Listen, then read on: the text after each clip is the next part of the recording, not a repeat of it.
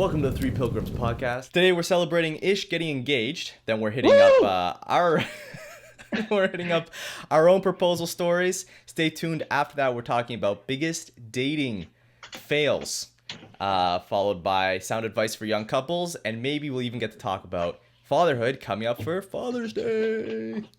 Whoop whoop! One of us is a father. To the other one in this group. Oh my goodness gracious. Oh gosh, Okay. scandal.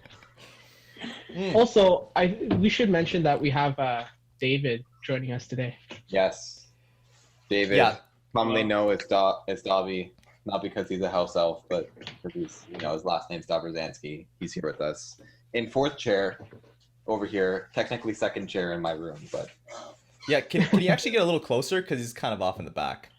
All right, I guess to start off with Ish gets engaged that's it. during the midst of coronavirus. Ish.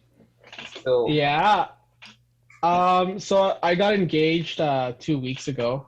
I proposed to my sweetheart girlfriend, Ariane, of 5.5 years, more or less, a little less than that. I guess I'll tell you how I got engaged. In the Filipino culture, we have an event at the engagement called pamamanhikan. Basically, it's when the groom-to-be brings his family over to the bride-to-be's house and seeks their blessing for their engagement. So I told my mom, Mom, I want to get going with this whole engagement stuff. Is there any Filipino tradition associated with it? And she told me that it's pamamanhikan. So I told Ariane, let's do this tradition. Let's get engaged, right? Or let's get the blessings of our parents first before we get engaged. So I was talking more about it with my mom at the beginning of the week on Sunday. And she was saying, well, Ismael, in order to properly do that engagement, you have to propose first. The proposal doesn't come afterwards, right? You bring your proposal to the family and then they bless it. So Ariane was so confused by this. And I just simply told her, don't even worry about it. I'll propose to you in June. So she had no clue. She didn't expect that by the end of the week, she would have been engaged.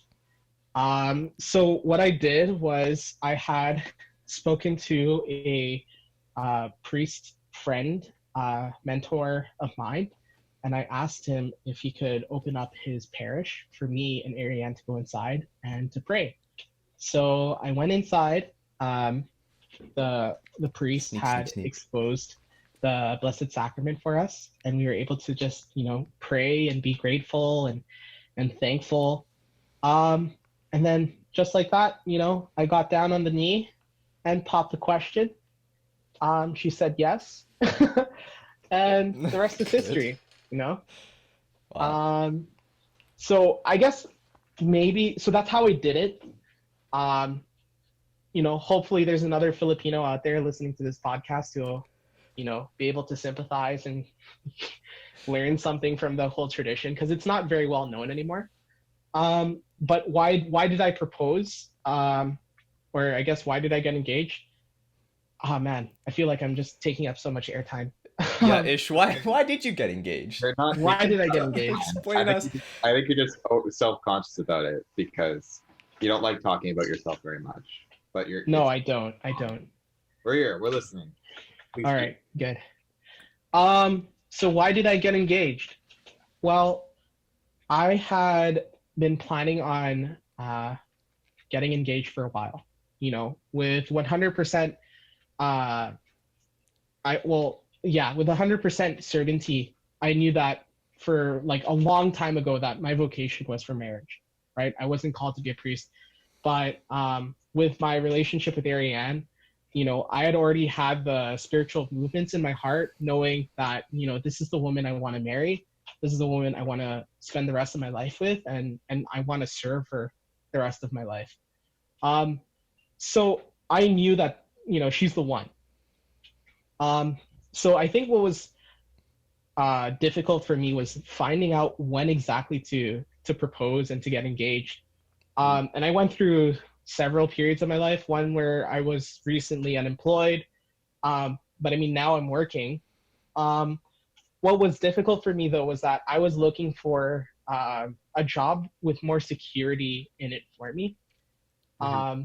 So the job that I'm currently working, I started at the beginning of the year. It's for the government. I can't disclose what capacity I work for in the government. It's definitely the CIA. Okay. Definitely top secret. Not that he just thinks it's boring. Okay. Yeah. It is super top secret. Yes. Let's just say I know where you all live. No, I'm joking. I don't. Yeah, I don't. fair. No, used I to know where you live But I was like, I don't think you actually do. I mean, you know where we live, but I don't know if you know where everybody lives. Actually, I worked a job just as a sidebar. I worked a very, very low paying job that allowed me to access everyone's address from York. So This is true. the security I have now is nothing compared to the breach that I had experienced before. This is why York University's entire database got hacked. Yeah, it's pretty much because of me. Man. I spilled Oh, the beans. Damn. So I'm working this job for the government. Basically they said, I can only work for 90 days in the year. And I was like really scared by that. I was looking for more security. And I was waiting for that security before I proposed.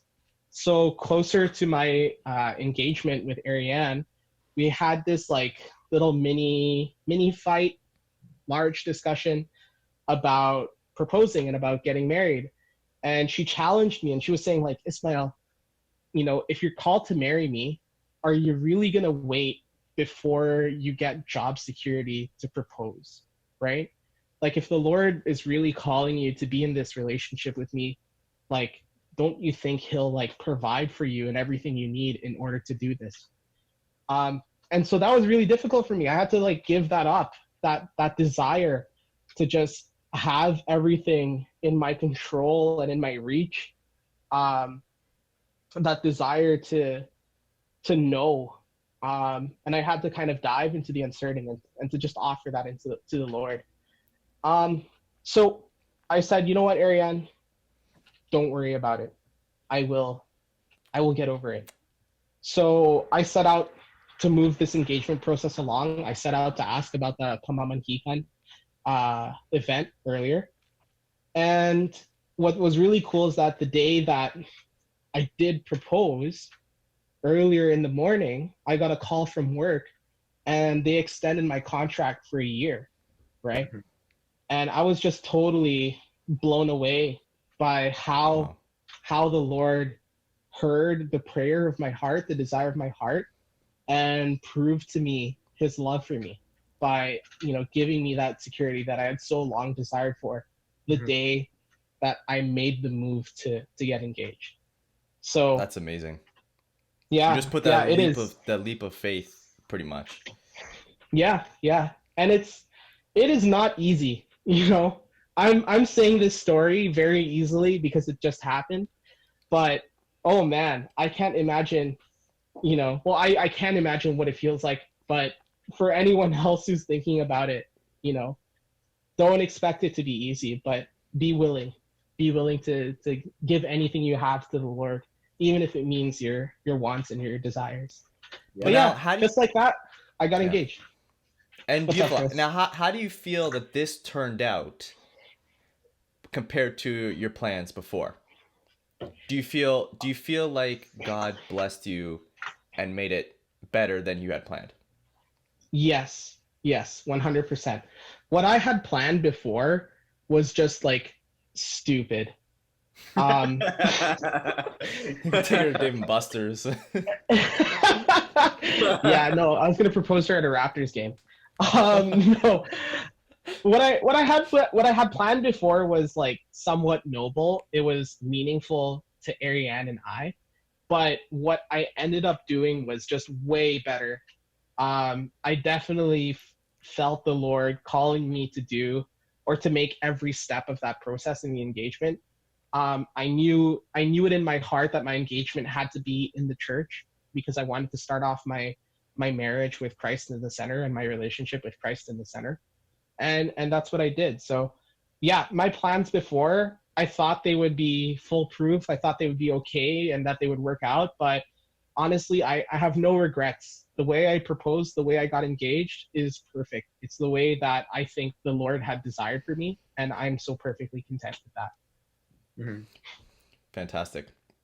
And before I throw it over Yeah. to James, I just want to say in my own proposal experience, I felt the exact same way. It was like I had planned and planned and planned, and it just, my plans weren't working, right? Because you're just a man. You can't plan everything, right? Coronavirus hits or whatever hits, you don't get the job. All this stuff does not work, and then you just give up to God, and that's what I did. Gave it up to God, and it was actually Ariane that started this whole process because she said, really just pray to be intentional with your marriage and to fall in love with the deepest part of marriage, right? Because a lot of people, or maybe not nowadays, but a lot of people can just think, oh, married, it's gonna be fun, ha ha ha ha. But really try to fall in love with that sacrificial element of marriage. And I started praying, and that basically started this whole cycle, right? I didn't realize, but God was playing chess, and I was just a little pawn, I guess. Dob, you know chess. I don't. Oh my gosh. No, you're definitely the queen of the chessboard. Thank you. Boom. Valuable piece. All right, James, why don't you tell us something about your engagement? James has been the engaged the longest out of all of us. Yes, but I'm also done being engaged. And I think Chris will take that title by the time he gets married, that he will have been engaged the longest, right? Because how long is your engagement? Yeah, well, it's from last October to Next June, right? Next June, yeah. You're looking at like what? 18 months? Well, Like a year would be October, November, December, January, February, March, April, May, June. You're counting Yeah, the Oh, wrong 20, way. 20 months. 20 months. 20 Yeah, months. you're counting the wrong way. You got to count back the other way, right? So it's a year and 8 I month don't know how to engagement. count. Dobby knows how to count. Sorry. You were- It's almost 2 years. It's just short by September. Yeah, you're right. August, It's just July, June. So 20 a months. couple months. It's a couple months short. Yeah. Yeah, But I mean, you're at the point of being 1 year away from your marriage. So that's Yeah. also nice. It's true. Yeah. yeah. And you know what? Again, even that, we were gonna get married in December. We were thinking about getting married this December, and imagine the havoc that would have happened Yeah. if we had actually decided on that. Yeah. Yeah. So What Just, happens you when know- you include God in your plans? He always He is figures aware it out for you. what's going to happen, right? yeah. Yeah, he has the advantage. Yeah. I mean, I don't know if I can describe what engagement truly feels like better than Ish. Because it's true, right? And I think the most amazing and beautiful thing of Ish's engagement wasn't necessarily the fact that they got engaged or that Ariane said yes, because we all knew that was going to happen eventually, right? Yeah. I think it's Yeah. more so that like Ish was required by God to take that leap of faith to say, I want to marry this girl before his future was set in stone. And then God rewarded that with a tremendous amount of generosity by confirming his job for another year, right? Which Mhm. is basically confirming that he's going to be able to afford the wedding and afford, finding a place for him and Ariane, right? Yeah. Regardless of what happens in a year, God really came through for Ish when he said yes to God, Mhm. right? Not necessarily saying yes to Ariane. And I think the same thing is true for my engagement, right? Where I was unsure of my future as well. And when God really pressed it upon me to say, like, you need to get engaged because I want to bring all these good things for you, but I'm waiting for you to show me that you're committed to vocation, right? The same way that I'm committed to you, right? Because that's really what engagement is. It's your moment to say to God as well as your spouse, right? And it wouldn't mean anything if you just said I was committed to your spouse, right? The most important thing, and that's why I think it was awesome that Ish proposed in front of the Blessed Sacrament. You're also proposing to God that you're going to be committed to him for the rest of your life, right? Because unless the person you're marrying can depend on you to have a relationship with God, they shouldn't marry you, right? That is the single most important thing in any successful Catholic marriage, right? Is your relationship with God, and that each one of you is striving to make the other person holier, right? It just makes sense too that if something is important in life, it would also have to do with your most important thing you're ever gonna do, which is die and go to heaven. Hopefully, right? That's the goal, right? So marriage, yeah, it's all about going to heaven. Name something else that's important. Your career, even your career, right? What you do as a career can help you go to heaven. Whether it's building virtues and sacrificing, or and providing for a family, or whether it's something more explicit like James, you do youth ministry. Yeah. Well, I You mean, know, I guess it's easy to use mine as an example, but I think it's more explicit with men in general when we have a career is that idea of sacrificing and dying to self for the good of our families, for the good of our futures, right? Because it's easy to say like, oh, you're a youth minister, that's making you holier. Any sort of job you do can make you holier if you're offering it up for someone that you love, right? Like, I don't think that Ish necessarily wakes up every day and decides, hey, I'm going to do this government job today. That is the most exciting thing I'm going to do in my day, you know? I most certainly do not wake up like that every day. Right. I don't think that's true. But you know what? He does it because he's sacrificing for someone that he loves. And that's the most important thing, right? And in youth ministry, I have the opportunity to sacrifice for the person I love, right, which is my wife, and to sacrifice for God and to sacrifice for my future child. And at the same time, I also get to minister, right? For me, that is like the best of both worlds, right? But then I also have to deal with the added responsibility that like I'm not going to be able to financially support my family on my own, right? Which is an extra burden I have to bear, right? Whereas Ish is working towards being able to do that on his own, right? But even then, I realize that it's really up to God. Oh, absolutely. Right. Right? Like, yeah, I might have a decent income to be able to pay the bills, but really, I still have to allow God to work in my life with how I provide, right? Yeah. I guess we're kind of sidetracking a little bit from your engagement, James, but just as a quick thought, I was talking about this earlier with one of my buddies, and he was saying, yeah, we have to trust in God like all the time, right?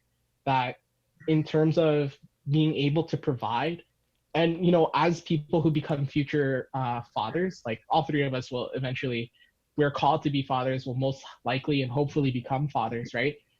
In order to successfully be a father, you still have to rely on God the Father. You still have to, trust that He'll provide for you as much as you want to provide, and make sure that there's food on the table for your family. Really, that's not going to come unless you allow God to do His work. Yeah. None of this. My greatest father is my son. None of that business. Father is the greatest father. Was that funny? I don't know. I thought it was pretty funny. Anyway. No, you're 100% right. We'll get to fatherhood later in the show. Don't worry. I'm jumping the gun Stay here. tuned. Do not worry.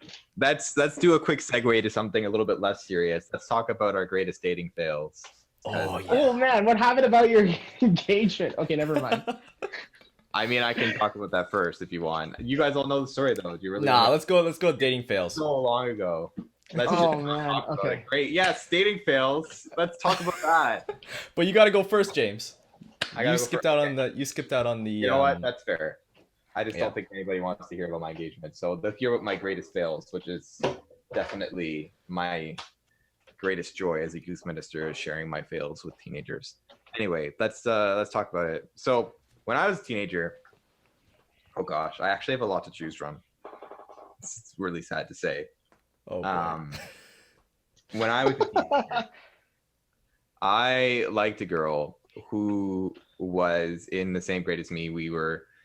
So basically the way that my getting to school worked is that if I wanted to walk to school, it was going to take me 45 minutes to get there, because we lived in an area where we weren't very close to school. So if I wanted to get to school in an expeditious manner, I had to drive with my dad in the morning at 7 in the morning, before my 9 a.m. school. And so I would just kind of sit in the hall, like the main hall of the school, at 7 in the morning and do nothing until school started, or I might do homework or whatever. And there was only one other person who was there that early in the morning, and there was this girl, right? Ooh. And so I liked this girl for probably about 3 years of high school because we spent all of our time together in the morning. But she dragged me along, like she friend zoned me and pulled me along for 3 very long years of, you know, teenage James Sullivan's life. Eventually it came to a head because she broke up with the boyfriend that she was dating with, right? And I made it very clear how I felt about her. But then in the summer, after I had said those things, she went off and dated somebody else and came back and was dating this other guy who was also one of my friends from my running team. And when that happened, I was kind of like, okay, well, you know, I guess I'm the friend for life. Cool. So I was trying to be as supportive as possible. But when something went wrong with her and his relationship, it ended up getting blamed on me somehow. And I completely lost my friendship with this girl who I had been like waiting around for like 3 years and had this friendship with. Oh, and James. I just, It's just those no, devilishly good looks. it was painful, but it was merciful and it was quick, and I didn't have to be dragged along any longer. I just kind of moved on from that, right? It's the kind of thing where somebody blames you for something that's not necessarily your fault. You're just like, whatever, man. I'm not even gonna fight with you. You want to blame me for this, fine. You want to blame me for this when it's not my fault, great. If you don't want to blame yourself or somebody else, I'm just gonna, you know, piss off and do whatever else. But that's what I ended up doing. I ended up like not having a friendship with that girl anymore and moved on with my life and had better things, like my future wife, who came around a year later. Yeah, beautiful. That was definitely a fail with me, not to realize I was in the friend zone and was never ever going to get to date this girl that I liked for 3 years. Ooh. It was It's a tough one, man. It's a tough one. A tough one. It's okay. Don't Yeah. feel bad for me. I'm 22. I'm 22, married with a kid on the way. So obviously, Yeah, no worries. Oh, 23 now. 23 now. Never mind. Yeah, you ended up being probably one of the youngest people in the country to get married nowadays. so You're giving me a lot of credit. So, you know, forget this other girl. David, Yeah. do you have a story that you want to share? I've never heard anything about David dating. I know stories Ma- about dating. Sure, but I know stories about David dating. Uh-oh. You can't get out of it now. David, come close to the microphone so we can hear you nice and clear. I'm not gonna out you though. I am curious about these other stories. Oh, okay. Okay. All you need to know about Dobby and his dating history is that Dobby is still looking for the right person. That's it. We can move on. Okay. We can Okay, move on. David. Yeah. There's no Great. need to dig in. There's no need to dig salt in the wound, you know? Ouch.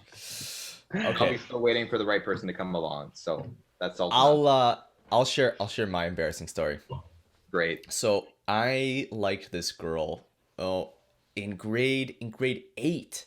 Oh gosh. Grade 8, I liked That's this not a good girl. Oh start. my gosh. I know. But see, here was my strategy. I thought, okay, the best thing to do when you like a girl is keep it inside and never say anything. and just continue with step 1.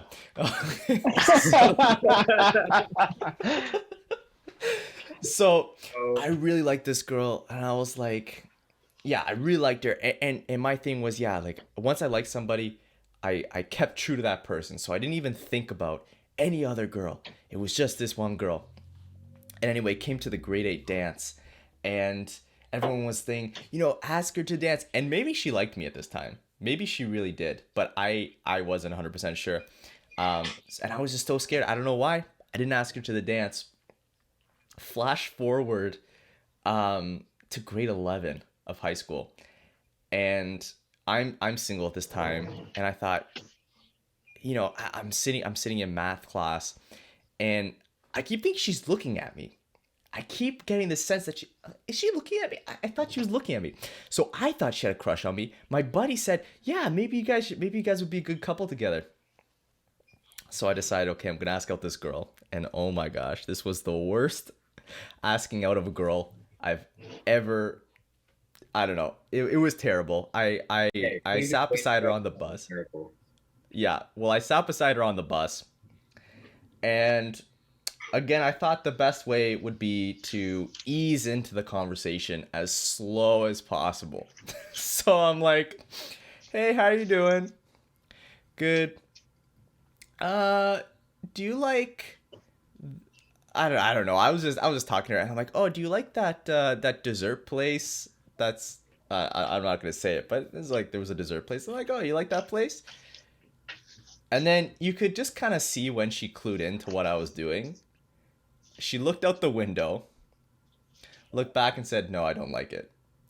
And I was like, "Oh." Oh, damn.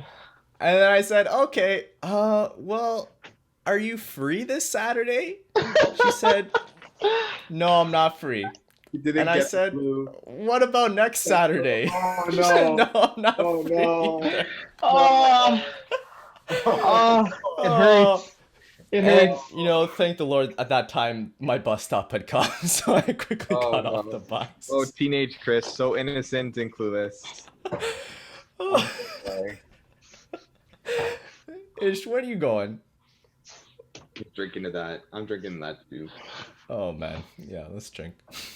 I'm sorry. I'm sorry. I saw a bug in my room. I just had to kill it. I couldn't let it not be alive. Do you have a big light on in your room? Do Me? I have a big light? Like, on your face? No. Oh, okay. Anyway. Why? Just looks like you have a light. And I was Is like, my good. face illuminated? Yeah, it's greatly illuminated. He has better you. Dating fails. Okay, well, I don't really have many dating fails. Ariane's my one and only girlfriend, so my first and only girlfriend, I should say. Oh no, my Nice. first and yeah, no. She is my first and only girlfriend. Currently, my fiance to be. Nice. Nice. There's the dating fail already. I know. There we What? go. Yeah. That's not a dating Relationship fail. I'm not satisfied Um, with that. Ishmael. I didn't even date the girl who was my dating fail. That doesn't mean that there isn't a dating fail. Yeah. okay, well, maybe- I have messed up a couple times. I saw this girl. I was working at a clothing store at the time, and I was single, and I had been like, hey, where are you from? What's your background, right? And she goes, I'm Korean, and I said to her, North or South? And she gave me the worst look on her, like, she was so disrespected. And I just like when I found out that there was a difference, like a major difference between North and South Koreans, I didn't know at the time. When she told me, I was like, oh my gosh, when does she leave the store? Gosh. Oh, geez. Did you have lights in your house in Korea, bad... or did you? But yeah, that's my worst dating fail, if you call it that. I don't even think it wasn't really dating. It was more like flirting. For now, I'm satisfied. Yeah, I'm glad we got to that story, but let's go to the next thing. All right. Good Moral of the advice. story is, if you meet a Korean person, they're always South Korean. Yeah, everybody knows that except you, apparently. Like I don't. I just didn't know, man. I thought there was only one Korea at the time. Yeah, true Korea.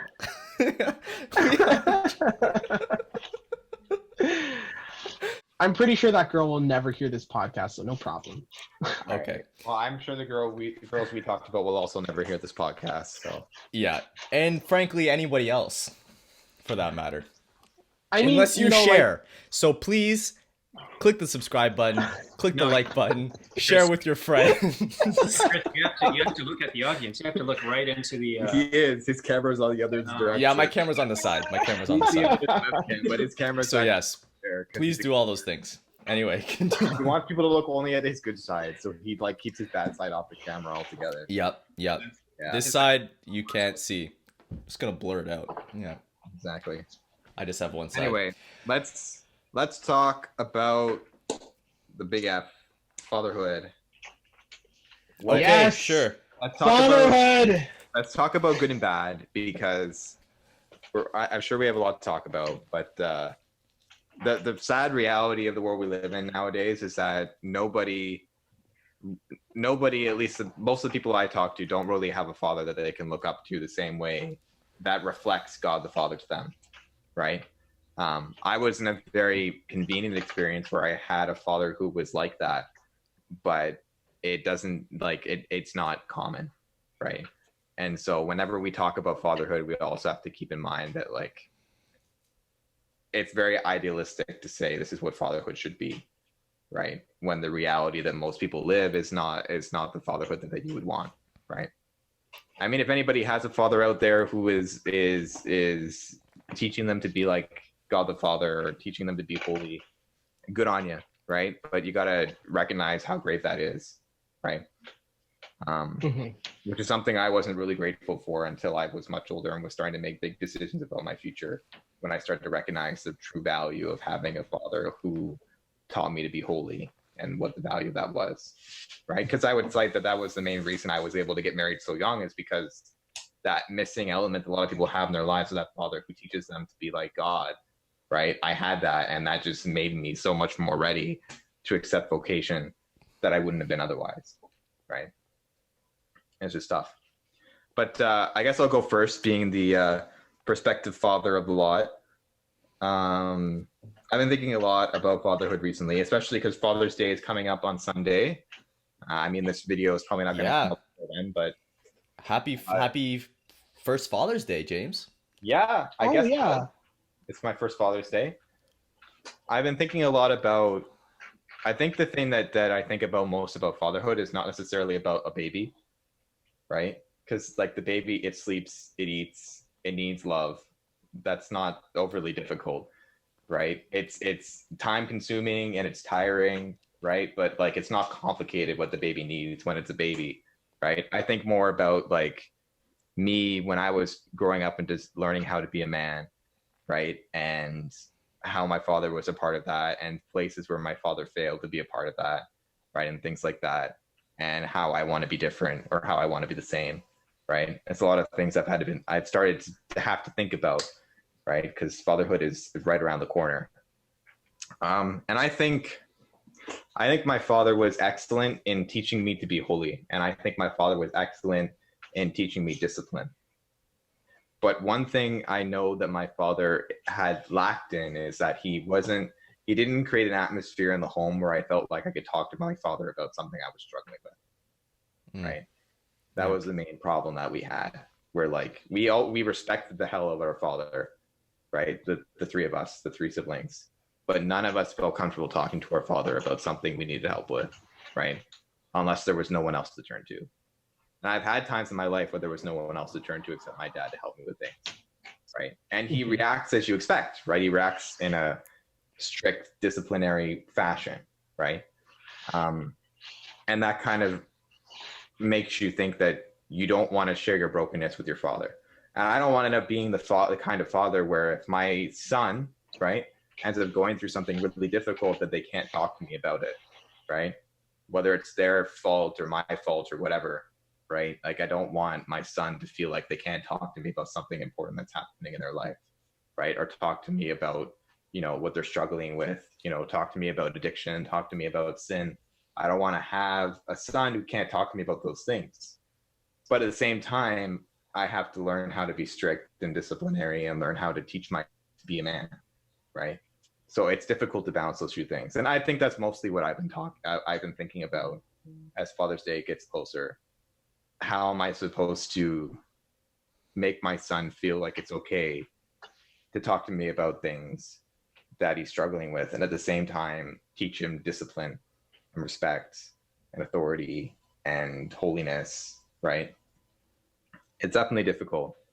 Yeah, that's what I've been thinking about. But I still think that fatherhood is definitely something that needs to be talked about a lot more, because I don't think that we talk about it. I don't think people really sit down and think how am I going to be a father? I know I didn't, right? Even though I was married and having a baby, I know I didn't really sit down and think about what kind of father I want to be, right? And now I have to think about that, and how all the decisions I make are going to impact my son's life going forward, So yeah, it is, you're right, it is a very difficult conversation to have, right? Especially in what I guess, a postmodern society. Like here, or you'll often hear people simply just agree with the fact that there probably is little to no difference between a mother and a father, right? That's what people will promote. That's what people will say and believe, and they'll really fight you over it, right? They'll say like, "What do you mean you want to be a good father, right? Just be a good parent." Because a mother can do anything that a father can, right? And I don't mean to like get very like social justicey and talk about society and stuff, but it is difficult to have that conversation about fatherhood. You're right, James. Um, but yeah, that speaks a lot. Not being able to talk to your dad about your issues, definitely something that I can relate and empathize with. Same experience, very difficult to talk to my dad. I mean, I haven't spoken to him in quite some time now, actually. And that's for several reasons. Like, my dad is not, he doesn't play a big part in my life. Um, he tries to, but it just doesn't work out. And, you know, it's for many reasons. Like, one, my parents are separated. Two, my dad is not Catholic, he's a Muslim. So when we have discussions on faith and religion, it's just there's no connect. Um, and yeah, three is that he's been out of my life so much that he's missed out on these essential moments for me to grow. Um, I guess the good parts of my dad, um, he was very prayerful, um, very very prayerful, and I admire that of him, despite him being Muslim. I really do admire the fact that he's willing to take out time from his day, pray 5 times a day, fully adhere to the requirements of Ramadan, the requirements of Islam, and he's pretty faithful, and I respect him for that. Other parts of my dad that I'm really proud of, he's very generous. If you ever asked him for something, if you ever asked for his hand, he would give an arm, or he would give both hands. So he was always willing to help people, whoever asked for it. In terms of the failures or, where my dad falls short, oh man, I don't want to spend the podcast trashing my dad. So I won't. But Right. let's just say, Yeah, you don't have there's to. a lot of things that he didn't do. Um, he, again, when I would tell him stuff that's going on in my life, he didn't really listen to me.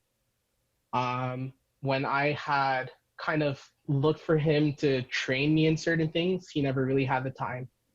Um, and a lot, I don't think I've even gotten too much meaningfulness in my identity from my dad, right? I think part of it, of why I'm very devout in my Catholicity, is because I rely on God the Father, and this has been something my mom has kind of instilled in me a lot as a child. Whenever my dad just was not present or available, my mom would always say, Ismael, you're the luckiest son or boy in the whole world because you have God as your father, right? Whatever you need, ask your heavenly father, right? If you're looking for support in something, don't ask your dad for it. Just go straight to God because he's your dad, right? Mm. And I think it's very beautiful the way that my mom described it to me when I was a kid and growing up. I think it really helped to foster the kind of relationship I have with God today, that I can kind of approach him and embrace him with such childlike love.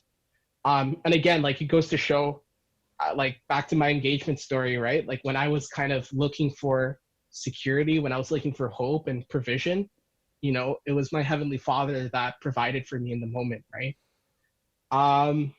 But yeah, I would say, one thing to take note of, when you do start to look at your own father and examine the way that he's fathered, I would say, when you really find out and start to learn about what good fatherhood is, or when you see those examples of good fatherhood, don't take it out too much on your dad. Like there are some things that you can expect from him. You can expect his love, and he owes that to you as his son, right? But don't start complaining, you know, or start taking your dad for granted, right? If he's there, you got to appreciate every moment that you get with him or every moment that he wants to spend time with you, you know. But that's as much as I can say, you know. I think in terms of what I want to be as a father, you know, my number one goal is to be present, you know. I want to be there whenever my son is doing something, you know, in every major accomplishment in his life. I want to be there, right? Because my own father didn't do the same things for me, right? I count my baptism, my confirmation, my first communion, um, all these moments at church as very crucial and important moments in my life. And, you know, despite how young I was at the time and how young I am now, I was able to recognize the importance of those moments. And I was always looking for my dad there, you know. My high school graduation, my university graduation, um, all these things I kind of was expecting from my dad, and I didn't get it from him at those times. Learning how to ride a bike, learning how to change a tire on a car, learning how to swim or play sports. Um, these are things I just didn't get from my dad. But that's what I want to do, right? Of course, I don't want to make an inner vow and then end up failing my future son later on in the future. But that's ideally the goal, right? I want to be able to just be present and be there and to guide him, you know, Yeah. to be the father in those beautiful. moments. Fantastic. Oh, that's really great. I love especially how you know, pull on your relationship with God the Father to, you know, really fill that void that's in your heart. I think that's beautiful. I think that's a beautiful way that you've come to heal from that, you know. Thanks, Chris. And I think I actually I actually learned You're something. You're beautiful too. Oh, thanks, Ish. I think it's very important that you can learn from Ish and that he doesn't blame his father for the problems that he has, right? Of course, he wants his father to be more present. He wants his father to have been different than he was, but he can't blame him for being someone who he isn't, right? And so Yeah. he looked to God the Father to help him with that. And you know, like with all the times that my dad has failed me, and I mean even now he still currently fails me, I don't resent him for it. I don't hate him for it. You know, I still love him. I still want the best for him. And that's all I can really do, right? Is just approach him, you know, as much as I can with a Christ-like love. Yeah. And again, like I said earlier, it's not easy. It's not the simple path or simple instruction. It's not easy. No. Yeah. Yeah, I think it's interesting because the other day my wife asked me if my relationship with my father affects my relationship with God, the Father, right? Mhm. And immediately I was like, no. My relationship with God the Father is so incredibly different and can never be compared to my relationship with my father, because then he can never measure up, right? He can never be the same thing for me as God the Father is, right? Mhm. He can be everything else, but he can't be God the Father, right? Mhm. Yeah. I've heard a lot of people that when they struggle with one, they struggle with the other though. Yeah, I know. At least at some point. Right, but I never Yeah. had that major wound, so I guess that's why it's easy for me just to say that it doesn't, right? Because Yeah. I've had a good father, right? Regardless of my criticism now of thinking about how I want to be a father and how I might differently, and my father was very good. Mhm. But yeah, that's definitely the truth for a lot of people, is that they can't have a good relationship with God the Father, specifically like that person of the Trinity, because their relationship with their father is so complicated or muddled, right? Mm. Those wounds have a Yeah. great effect. Dobby, you want to Yeah, talk Dobby, do you? fatherhood? Yeah. Come share some stuff before we end this podcast. Take it away. Okay, let me preface this. Dobby takes a lot of time to process what he's thinking. And so when I hit him up right away with like, talk about fatherhood, now he's going to spend probably about 5 minutes thinking about it. So Chris, why don't you go first? And then we'll get a really good response from Dobby, but let's give him a little like, not put him on the spot so much, you know? Well, we can hope Yeah. that. Honestly, I guess something that kind of bugs me about my relationship with my dad is that I just see how he's such a hard worker, right? He really embodies that a self-sacrificial attitude, right? And he's because he works as a postman, right? So his job is really hard, heat wave, blizzard, whatever. And then, it's a blizzard, he does his post route, and then he comes back and then he'll shovel the driveway or something, right? Or he'll do the heat wave and then he has to go water all the plants and everything because it's so hot outside. And like obviously I help him now at this stage of my life, but just something I don't know that really gets to me is that sometimes I'm just unable to be the son that I want to be for him, right? I want to be the son who's able to cut the grass and have everything done by the time he gets home, but his start time is so early and he finishes so early. It's hard for me to actually get up in the morning in time, do my prayers and everything, and then be ready to have everything done by the time he gets home. And then if it's not done, he'll just start doing it, right? And I don't want to have to say, Dad, don't do everything, slow down so that way I can do it at a slower pace. I want to just say, Dad, don't. I just want him to have to not worry about it, right? Instead of having to make him compromise so that way I can help him. That's the opposite of what I want, right? So yeah, that's I guess kind of my struggle, is just feeling sometimes like I gotta prove myself. And Ish shared with us this beautiful podcast about fatherhood and the orphan mentality of, I gotta prove myself to my father. And I do see that in myself. I do see myself feeling I have to prove myself. And there's an element where you have to let God, right? Because I don't have that same thing with God. I know I suck. I know if God doesn't help me at every moment, I'm not going to do anything worth praise in his eyes, right? So I already have that relationship with God, but it's about, for me, trying to get that relationship into my my familial relationship. So my earthly father relationship. Yeah, but again, he's a great man. He's taught me to work so hard. And again, sometimes I doubt myself because I just think, man, am I willing to do what he does for me and my family? Yeah, I pray to be able to work that hard. So thanks, Dad, and thanks to all the dads who make those sacrifices. That's my bit. My bit.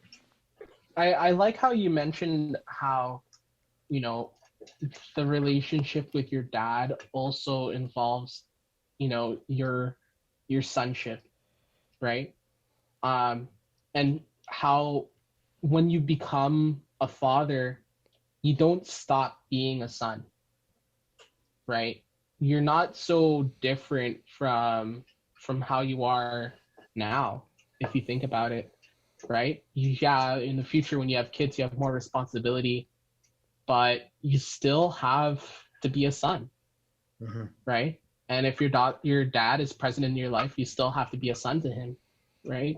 And even still with your father in heaven, you still have to honor your father, pray to him, ask for his help, and to remember that you can't really prove yourself, right?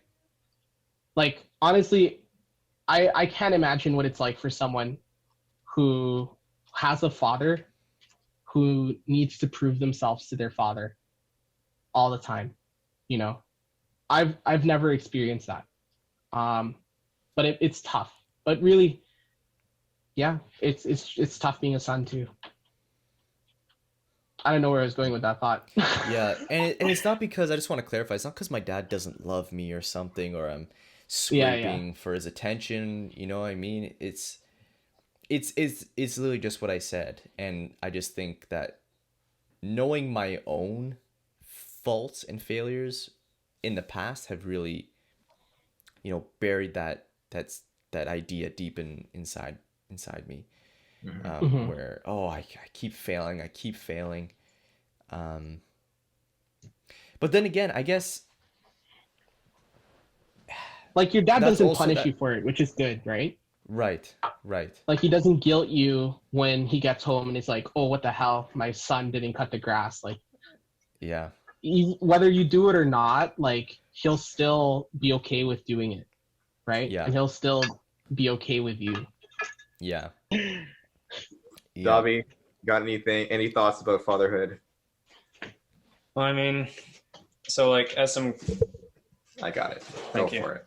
So, like, as some context, I am originally from Vancouver, so my family lives at home, my dad included, and I am exiled in Toronto. Yes. Boo Leafs.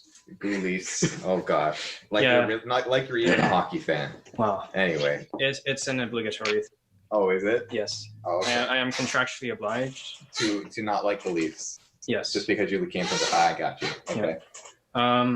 Yeah. So like the past years of being in university, I've only really been able to talk to my dad at Christmas and every week over phone call. But as everyone knows, due to coronavirus, phone calls are really not the same as interacting with someone in person. But kind of coming out of university, I've been thinking about the ways that my parents have raised me and like the habits and things that they've taught me. And like one thing that my father, like he didn't really explicitly, well, some things were pretty straightforward, but like one thing he always emphasized was service. So like some of the very straightforward ways that he would do it would always be like, go see if your mom needs any help. Like, does she need help chopping veggies or like drying the dishes, help in the kitchen, stuff like that, doing chores. But also the things that he would do for my mom. Like when I was very young, my parents, they would do this thing where my mom, she works at the hospital, so she would work graveyard shifts and she would work overnight. So, and my dad worked a 9-to-5 job during the day, so one of them would always be with myself and siblings. But he would always drive by after his work to pick up my mom, and he would open the door and do all those little things to, in like as acts of service towards my mom. And I think I picked up a lot of how to serve others in that way, just in the small things. So like I'm grateful for my dad for teaching me all those things. But yeah, like it's been a bit difficult it's been difficult the past years that I've been in university and even growing up, because I've never really had a close relationship with my dad, even though he's been a pretty good father to me. Like he's not really been harsh. He's always been very open about his like wanting to have a good relationship with me, but I've not really been able to reciprocate that. Especially the past few years as I've grown up to be an adult and am aware of having good relationships with parents, not really being like a teen where it's like, oh yeah, parents, what do they know? Yeah. So that's been kind of a bit more difficult. Yeah. It's something to think about how our fathers, like all four of us, right? All four of our fathers never blamed us for not being the son they wanted us to be, right? In terms of like hard work and all those things, right? Like when we didn't work as hard as we were supposed to, instead of our fathers looking at us and being Hey, my dad is not mad at me for being Christian. Well, kind of. That's what I said. He's not mad at you for being Muslim. He's not or mad not at being Muslim. all we heard was be Muslim. So No. I think it's interesting that like our fathers were always so gracious to us to never blame us for not working as hard as they do, right? And we're Yeah. with us to get to the point where we had that desire to work that hard, right? Ish. Yeah. What 1 happened to sec. you? Ish, we're in the middle of a No. podcast. Okay. Sorry. That was Ariane. She just called me. I see. I told her I was doing a podcast, but Oh my she's like, gosh. she just can't wait. Gosh. Wow. Oh my goodness. Look at you guys. So engaged and in love. But I have met Dobby's dad, and I will say that I think that both of them are very similar in that they're very like pensive about conversation, but they both desire a deep relationship with each other. And I think like as life goes on, all of our fathers are looking more to love us as we grow, right? Because you really think about it, like we grow so quickly, right? Like the difference between 1 year and the next is astronomical when you're a child or a teenager, right? And for your father to keep up with that is really hard. And they're always trying to find ways to love you who you are now as opposed to who you were a year ago, right? Because you change so quickly, and the things that happen in your life affect you in such a deep way. It is truly hard to try and maintain that deep relationship all throughout your life with your father. And when you get to be our age now, you start to realize that like now you are actually required to put in an effort to make that happen, right? Which is something I've started to realize about my dad. Is like my dad is definitely open to having that deep relationship, but now I actually have to put in effort to make that happen, right? No longer can I just kind of like sit around and like, oh yeah, I have a good dad. You know, like I have to, if I want to have a good relationship with my father, I have to actually pursue that, like any other relationship, right? So anyway, this whole fatherhood thing has definitely humbled me a lot in the way that I understood fatherhood. The more that I think about it, maybe I spend too much time thinking about it, but No, I think it's good. Especially I think that's actually where we're gonna end the podcast for today. yeah. Does anyone want to have a final thought that they add before we close her up?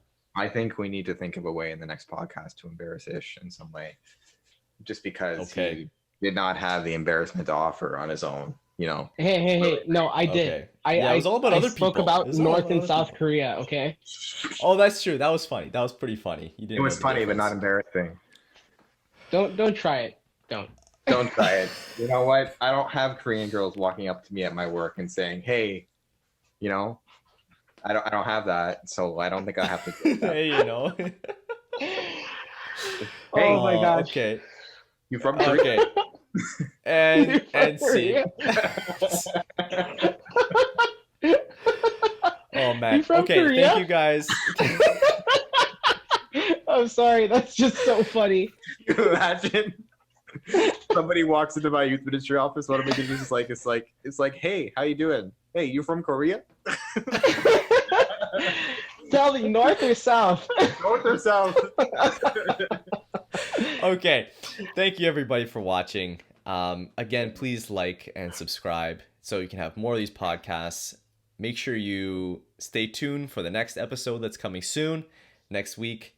If Ish and James, you want to say anything to say goodbye? Dobby, thank you for coming on, being our special guest this week. Thanks for having me. And that's it for this week. Oh, Papa, can you hear me? okay. Anyway, goodbye.